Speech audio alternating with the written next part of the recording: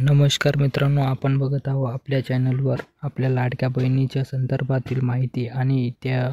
संदर्भातील माहिती कशा प्रकारे आहे तर ते आपण जाणून घेऊया की आपले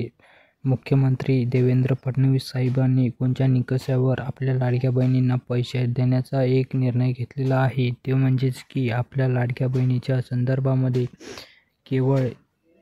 त्रुटक अभ्यासावर योजनेचा घाटा आणि लाडकी बहीण योजनेच्या भलेही आता राज्य सरकारच्या गळ्यात अडकलेला हाड ठरली असली तरी मुळातच ती केवळ राजकीय लाभापोटी सुरू करण्यात आलेली होती। म्हणजेच की आपल्या लाडक्या बहिणीची ही योजना कशा प्रकारे आपली ही अंमलात आणली आणि लाडक्या बहिणींना 9,000 रुपये म्हणजेच की 7 हप्ते यांनी वाटप केलेले आहे। ते म्हणजेच की निवडणुकीच्या तोंडावर यांनी ही लाडकी बहीण योजना आणलेली होती आणि लाडकी बहीण योजना ही आपल्या लाडक्या बहिणीसाठी कशा प्रकारे आणली होती तर ते आपण बघू शकता की आपल्या लाडक्या बहिणीचे हे पैसेही यांनी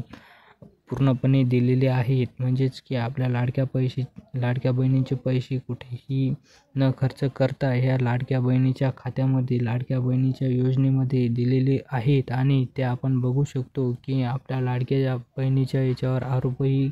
कसे केलेले आहेत आणि असा आरोप होत आहे की अशा एखादी योजना सुरू करावी आणि मागील देखील समाजातील कोणत्याही घटकाने केलेली नव्हती। तसेच ही योजना लागू करण्यापूर्वी राज्य सरकारने कोणतेही अभ्यास न करता केला नव्हता आणि केवळ मध्य प्रदेश सरकारने ही योजना लागू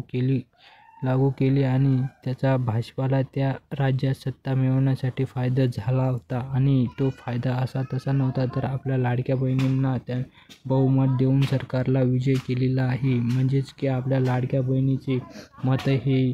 आपल्या भाजपाला दिलेले आहेत। भाजप हे आपल्या देवेंद्र फडणवीस साहेबाचे म्हणजेच की मोदी साहेबाचे पक्ष आहे आणि अशाच प्रकारे आपण आपल्या लाडक्या बहिणी आणि समोरच आपल्या लाडक्या बहिणीचे पैसे हे त्याच पावलावर पाऊल ठेवत महायुती सरकारने योजना सुरू केली आणि दरम्यान असे असले तरी इतर बाबींचा सामान्यावर विचार करायचे फारसे कारण नाही। ते केवळ योजनेच्या 7व्या हप्त्यात केव्हा येतो याकडे डोळे लावून बसलेले आहेत। म्हणजेच की आपल्या लाडक्या बहिणी याच्यावर डोळे लावून बसलेले आहेत की आपला 7वा हप्ता कधीपर्यंत येतो आणि कधीपर्यंत आपल्या खात्यामध्ये तो 7वा हप्ता मिळणार आहे तर ते आपण बघू शकता की कशा प्रकारे हे म्हणजेच की मकर संक्रांती सणाच्या औचित्य साधन तरी हे सरकार या हप्त्याचे पैसे देणार आहे का याबाबत उत्सुकता आहे आणि हळदी कुंकू कार्यक्रमाचे निमंत्रण देत प्रयोजनांना आमंत्रण देण्याचे खास मेसेज योजना टिकवण्यासाठी मकर संक्रांतीच्या दिवशी पैसे हे देण्याचा प्रयत्न करणार आहे तर ते आपण बघू शकता की आपल्या लाडक्या बहिणीचे हे कार्यक्रम नियंत्रण करण्याचे कसे काम करत आहे सरकार तर ते बघू शकतो आपण। सरकार हे काही साधं नव्हे तर हे सरकार आपल्या हितासाठी आहे तर ते आपण बघू शकता।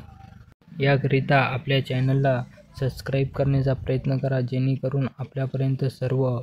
गोष्टी माहीत होतील आणि सर्व गोष्टींना बळी पडणार नाही यामुळे